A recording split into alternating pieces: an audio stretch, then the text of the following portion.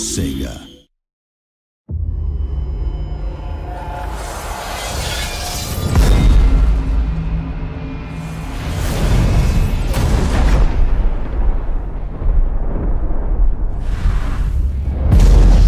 It was actually like super exciting to come into like a massive studio from being a fan of MOBAs and the esports event all since I was young. I've loved that kind of atmosphere and coming into the ESL event and it being so professional and so like intense. It was really, really awesome, and yeah, I had so much fun. Arena being a 10v10 game, I assume there'll be a lot of players there, had a lot of other Total War community members, other Total War YouTubers. 2 studios there, set apart with both teams, and got to be the captain of one of the teams, Team Germanicus. The best event I've ever been to for Clave Assembly, very professionally done. ESL, hosting the event was superbly presented to everyone. The stream went really, really well. With the team, we split ourselves up. We were kind of in a semicircle in the studio, and so we had 5 on each side, and sort of dedicated 2 kind of sub-commanders from my team, Agony Duck and Paulus, and I'd kind of give them my overall strategy, which was quite basic, to win. Let's see if they can make up for it. Here we go again. We're going to stick with Lionheart and play Agony Duck. We're going to try and follow them, so they're going to be the blue team for Team Germanicus. Let's see if they can get revenge. Well, the main idea was to sort of probe and possibly push if we found out that they had a tops 2 guys there, and then just react. So what's going on here at the top? Baron has got his legionaries and what his principes, and he's put them into attack testudo, so they're not going to take much damage from range attack.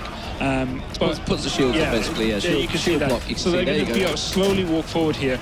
But Duck and Baron have to make a decision what they want to do here, because they don't have any missiles of their own, so they can be kited quite heavily on the top there. So they were staying back and just watching us, ready to come in case any units snuck through on either the left or right flanks. We had the hot gates and we had the mountain, and we were pushing troops up there to see which of those we were going to hold or which one we were going to lose. If we were going to lose both, then we'd pull back and hold in the centre. When I saw both of those sides pushing up and making their moves, that's when we pushed up in the middle. Sidestrife came with me, and yeah, we pushed on through. They must have a lot of troops held back here, Leonidas. I think they've gone full on defensive. They realise they've got positional advantage. The hood gate's pushing through. You can see Leviathan down the side. He's pulling out the support. He's got archers covering him off. That cavalry can do nothing for Mecha. That's the last unit he's got left. Hugo's on the roundup, corralling them in. Oh, Lionheart taking a big bit of damage, though. The artillery... I hadn't been hit, full health units, and this artillery comes in, fire effects, it's burning my men, it's doing a lot of damage, not just to my morale, but, killing and reducing my unit size in half, if not more. Good at the same time, Lionheart just loses about half of his unit there. That was his command. I was caught standing still when I really needed to keep moving, and it's just one of those moments where I'm waiting for everyone else to kind of push in from the flanks, and I was holding in the middle. Should have just kept on pushing a little bit further. The hill was lost, so rather than stay there and fight and die, just go through the gap that they've left and go behind and hope that they'll chase me. Sneaking up actually around the top, is that Duck? Has Duck actually got himself Duck around? Might actually have survived and somehow be coming around the top. He's typical Agony Duck, because he's fantastic when he's sort of, in terms of movement range and how he moves his troops, he's brilliant. It's the infantry they need to keep alive. We knew Duck was coming behind us, but we had literally nothing we could do about that because we needed to defend the rest of our base.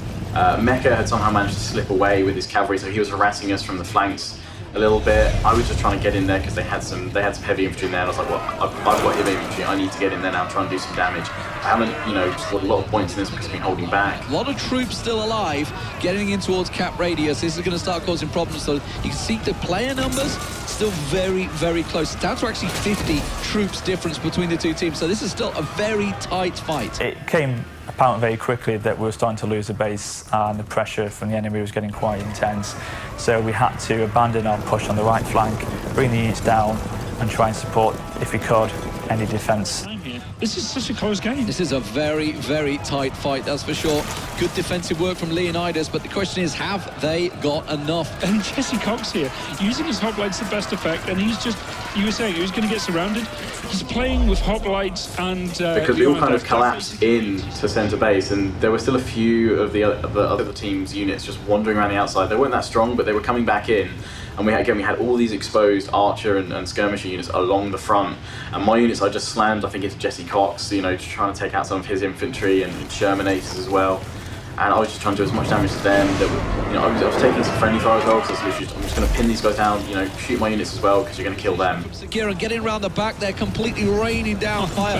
He's getting a little bit of team damage in there, because that's a big thing in this. Team damage is a huge problem. But you can see They pushed forward and took advantage of every single mistake that was made. That was basically it. They took everything they could possibly take and capitalised on it really, really, really well, and just kept the aggression on. If they'd have stopped for even a minute, we would have had time to reform and we might have been able to turn it around, but they didn't. They kept the pressure up constantly and they just got right in. It was just no holds barred. You're going to die and we're going to take you down. Yeah, we just tried to, as best we could, hold on to the base for as long as we could, unfortunately, but it didn't pay off. So it was really important to break through Jesse's units. We finally managed to push through them. The rest of the troops just kind of fell away, and we were able to get a victory. They actually lost the battle on the top, but they had full control in the middle, and that's really where they did the damage. Yeah, and you know, he's feeling out on the top of the hill, not committing to it at all, and then deciding to walk back when they realised it. Oh, actually, Doc deciding, okay, we're going to lose at the top of the hill here. Let's go. I'm just going to rush through. I'm just going to leave the guys behind. They're dead. There's nothing we can do about that. I'm going to rush around the back of the base again and see what I can do.